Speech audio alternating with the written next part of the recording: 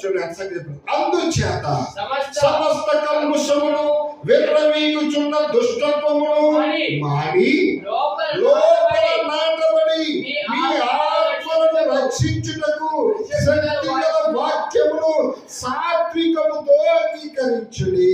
హల్లెలూయా. లోపల ఏముందట? మన లోపల ఏముంది చెప్తున్నాడు? సమస్త కల్ముషమును విర్రవీగుచున్న దుష్టత్వము. ఎక్కడున్నాయి? సమస్త కల్ముషము అంటే చెడిపోయినటువంటి పరిస్థితి. అంతేనండి, చెడిపోయిన పరిస్థితి ఎక్కడుంది? మన లోపల.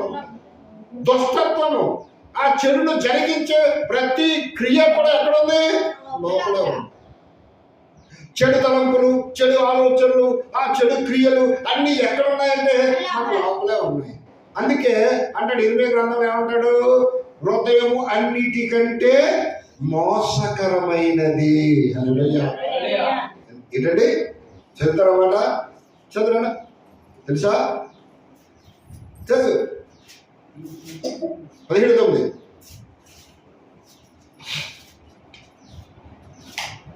హృదయము అన్నిటికంటే మోసకరమైనది, అది ఘోరమైన వ్యాధి గలది, దాన్ని గ్రహింపగలిగిన వాడు ఎవడు? ఒకని ప్రవర్తనను బట్టి. చూసారండి, ఒకని ప్రవర్తనను బట్టి వాని క్రియలు ఫలము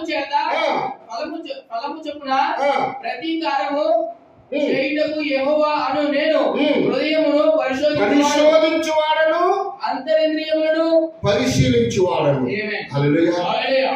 హృదయాన్ని పరిశోధిస్తున్నాడు, అంతరంగాన్ని కూడా పరిశీలిస్తాడు. ఎందుకు? వాళ్ళ క్రియలను బట్టి. క్రియలకు కారణం ఏంటి? ప్రవర్తన కదమ్మా. ప్రవర్తన కారణం ఏంటి? కల్ముషమే కదమ్మా, దుష్టత్వమే కదమ్మా. అంటే నీ లోపల. అందుకే చెప్తున్నాడు అందుచేత సమస్త కల్ముషమును విర్రవీగుచున్న దుష్టత్వమును మాని లోపల నాటబడి. అది దేవునికి మహిమ కలుగునుగా. ఎందుకు మానాలి ఇవన్నీ? మన లోపలే ఉన్నాయి.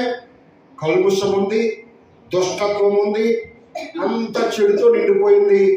అయినా అలాంటి స్థితిలో ఒక విత్తనం నాటబడి ఉంది. హల్లెలూయా.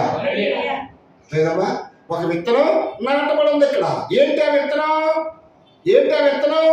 నీకు ఇయ్యబడిన, నువ్వు అనబడిన నీ ఆత్మ. హల్లెలూయా. అర్థమా? నీకు ఇవ్వబడిన అంటే నువ్వు అనబడిన నీ ఆత్మ నీ లోపల నాటబడి ఉంది.